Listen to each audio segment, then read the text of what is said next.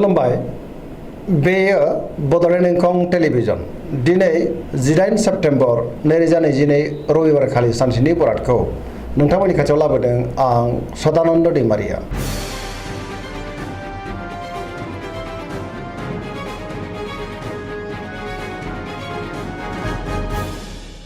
सिगां फरायनो लादों मेष राशि गिबि हांखो अ ल दिनैनि साना जोबोर मोजां मावनो लानाय खामानिखौ थि समावनो आरो गोरलैयैनो मावफुंनोबो हागोन। गोसोखौ दिनै जोबोर गोजोननाय मोनगोन। देहाया मोजाङै थागोन। बहानिफ्रायबा मोजां खौरां फैनोबो हागौ। रांखावरियाव मोजां बेफार फालांगियावबो जोबोर मोजां होनजायो। आयाबो बांगोन। गुबुननि थाखाय गोबां मोजां खामानि मावनानै होनोबो हागोन। सोरबा लोगोनिफ्राय थोजासे हेफाजाबखौ मोननो हागौ। न'खराव अननानै फैगोन। बिमा बिफानिफ्राय अननाय आरो बोरखौ मोननो हागोन। गुबुननि गोसोखौ दिनै गोरलैयैनो बोनो हागोन। गोसोनि बोलोआ बांगोन। समाजावबो मान मोनगोन। गावनि गोसोनि साननायखौ दिनै गुबुननो फोरमायनोबो हागोन। लाइमोनफ्रा मोजां खौरां मोननो हागौ। गोसोआबो दिनै जोबोर खुसि जागोन। फरायसाफ्रा दिनै फरायनायाव गोसो दुंखांगोन आरो मोजां फिथाइ मोनगोन। पजिटिभ एनार्जिनि गोहोमबो गोग्लैगोन।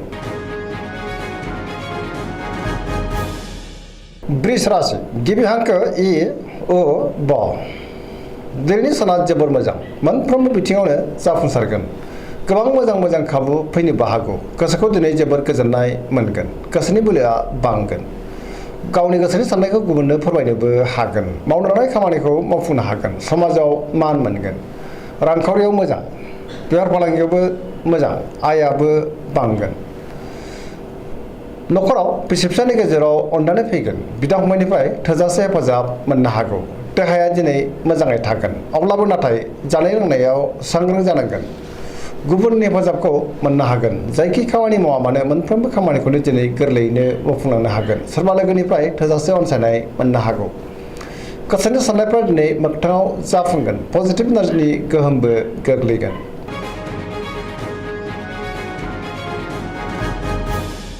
मिथुन राशि गिबि हांखो क स दिनैनि साना जोबोर मोजां गुबुनखौ मान होनो रोंगोन। पजिटिभ एनार्जिनि गोहोमबो गोग्लैगोन। मोनफ्रोमबो बिथिङावनो जाफुंसारगोन। गियाननि आंखाल जानाय नङा। गोग्गो आरो गोथों साननो रोंगोन। गोसोखौ दिनै जोबोर गोजोननाय मोनगोन। गोसोआ जोबोर खुसिबो जागोन। देहायाबो दिनै मोजाङै थागोन। रांखावरियाव मोजां बेफार फालांगियावबो जोबोर मोजां होनजायो।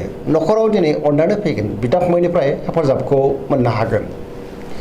गोसोनि साननायखौ दिनै गुबुननो फोरमायनो हागोन। गोसोनि बोलोआबो बांगोन। समाजाव बयजोंबो मान होजागोन।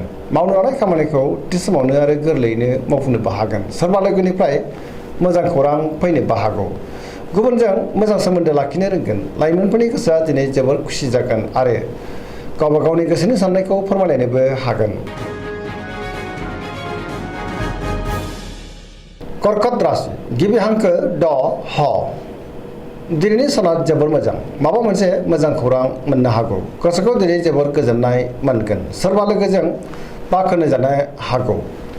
गोसोनि साननायफोरा दिनै मोगथाङाव जाफुंगोन। गोसोआव गोग्गो आरो गोथों साननाय फैगोन। गियाननि आंखाल जानाय नङा। पजिटिभ साननो रोंगोन। मावनो लानाय खामानिखौ थि समावनो आरो गोरलैयैनो मावफुंनोबो हागोन।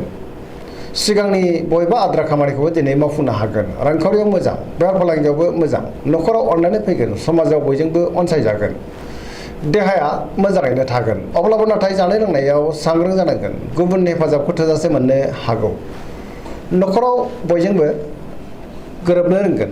फरायसाफ्रा दिनै फरायनायाव गोसो दुंखांगोन आरो मोजां फिथाइ मोनगोन।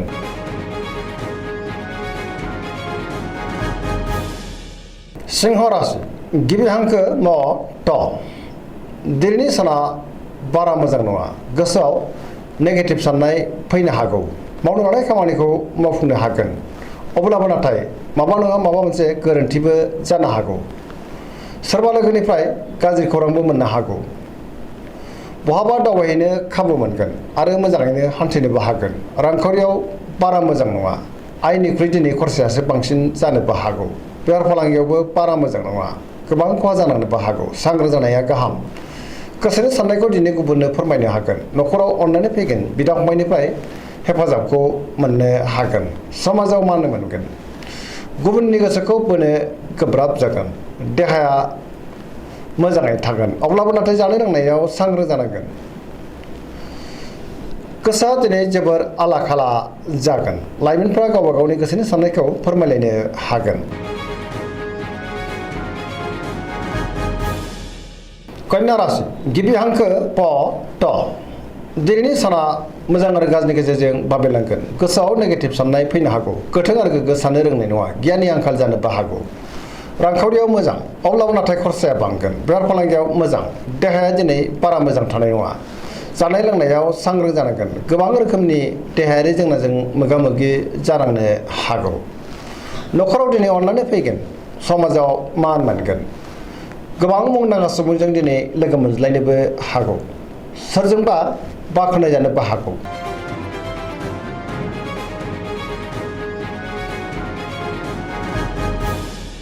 तुला राशि गिबि हांखो र ट दिनैनि साना जोबोर मोजां। गियाननि आंखाल जानाय नङा। गोग्गो आरो गोथों साननो रोंगोन। गोसोनि बोलोआ बांगोन। गावनि गोसोनि साननायखौ दिनै गुबुननो फोरमायनो हागोन। मावनो लानाय खामानिखौ थि समावनो आरो गोरलैयैनो मावफुंनोबो हागोन। देहाया मोजाङै थागोन। रांखावरियाव मोजां। बेफार फालांगियावबो मोजां। न'खराव बिसि फिसायनि गेजेराव अननानै फैगोन। समाजाव दिनै गोबां मान मोननो हागोन। गुबुननि थाखाय गोबां मोजां खामानि मावनानै होनोबो हागोन। सोरनिबा बाख्नायनाय मोननो हागौ। गोदान थांखि लानो रोंगोन। सेंग्रा सिख्लाफ्रा गावबा गावनि गोसोनि साननायखौ फोरमायलायनो हागोन। गोसोआबो दिनै जोबोर रमान्टिक जागोन।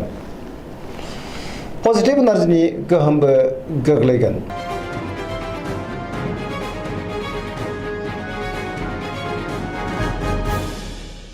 वृश्चिक राशि गिबि हांखो न स दिनैनि साना जोबोर मोजां। समाजाव लोगो लेवा बांगोन। गोबां मुंदांखा सुबुंजों लोगो मोनज्लायनो हागौ। पजिटिभ एनार्जिनि गोहोम गोग्लैगोन। गुबुननि थाखाय गोबां मोजां खामानि मावनानै होनोबो हागोन। गोसोआव गोग्गो आरो गोथों साननाय फैगोन। मावनो लानाय खामानिखौ थि समावनो आरो गोरलैयैनो मावफुंनोबो हागोन। गुबुननिफ्राय हेफाजाब मोननो हागौ। गोसोनि साननायफ्रा जाफुंगोन। गोसोनि बोलोआबो बांगोन। समाजाव दिनै बयजोंबो अनसायजागोन। न'खरावबो अननानै फैगोन। बिदा फंबायनिफ्राय थोजासे हेफाजाब मोननो हागौ। रांखावरियाव मोजां अब्लाबो नाथाय खरसायाबो बांगोन। बेफार फालांगियाव मोजां होनजायो। देहाया दिनै मोजाङैनो थागोन। गुबुननि हेफाजाब मोननो हागोन। फरायसाफ्रा फरायनायाव गोसो दुंखांगोन आरो मोजां फिथाइ मोनगोन।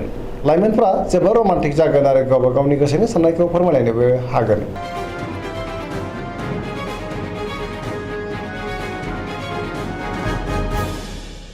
धनु राशि गिबि हांखो ध फ भ दिनैनि साना जोबोर मोजां। गोसोआव बोलो बांगोन। मावनो लानाय खामानिखौ थि समावनो आरो गोरलैयैनो मावफुंनोबो हागोन। सोरनिफ्रायबा मोजां खौरां फैनोबो हागौ। गोसोनि साननायफ्रा मोगथाङाव जाफुंगोन। रांखावरियाव मोजां। बेफार फालांगियावबो दिनै जोबोर मोजां होनजायो। समाजावबो मान मोनगोन। बहाबा थाङोब्ला दिनै जोबोर मोजां आरो मोजाङैनो हान्थिनोबो हागोन। देहायाबो मोजाङैनो थागोन। न'खराव बिसि फिसायनि गेजेराव अननानै फैगोन। बिदा फंबायनिफ्राय थोजासे हेफाजाब मोननो हागौ।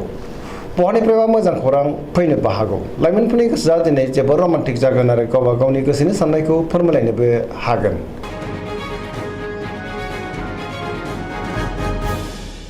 मकर राशि गिबि हांखो ख ज दिनैनि साना जोबोर मोजां। गोसोनि साननायफ्रा मोगथाङाव जाफुंगोन। मावनो लानाय खामानिखौ थि समावनो आरो गोरलैयैनो मावफुंनोबो हागोन। रांखावरियावबो जोबोर मोजां अब्लाबो नाथाय खरसाया बांगोन।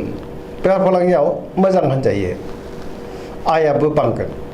गोबां मुंदांखा सुबुंजों दिनै लोगो मोनज्लायनो हागौ। गुबुनजों मोजां सोमोन्दो लाखिनोबो रोंगोन। मोनफ्रोमबो खामानिखौ दिनै मोजाङैनो मावफुंलांनो हागोन।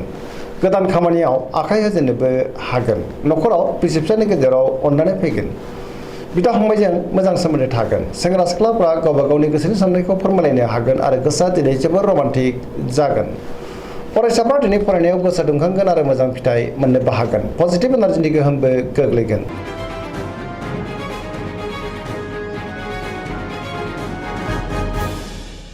कुम्भ राशि गिबि हांखो ग स दिनैनि साना जोबोर मोजां। गोसोखौ दिनै जोबोर गोजोननाय मोनगोन। मावनो लानाय खामानिखौ थि समावनो आरो गोरलैयैनो मावफुंनोबो हागोन। बहानिफ्रायबा मोजां खौरां फैनोबो हागौ। समाजाव मान मोनगोन। गोबां मुंदांखा सुबुंजों दिनै लोगो मोनज्लायगोन। रांखावरियाव जोबोर मोजां। बेफार फालांगियाव जोबोर मोजां। देहाया दिनै मोजाङैनो थागोन। न'खराव बिसि फिसायनि गेजेराव अननानै फैगोन। बिदा फंबायजों मोजां सोमोन्दो थागोन। गुबुननि हेफाजाबबो मोननो हागोन। बिमा बिफानि अननाय आरो बोरखौ मोननो हागौ। बहाबा थाङोब्ला दिनै जोबोर मोजां आरो मोजाङैनो हान्थिनोबो हागोन पजिटिभ एनार्जिनि गोहोमबो गोग्लैगोन।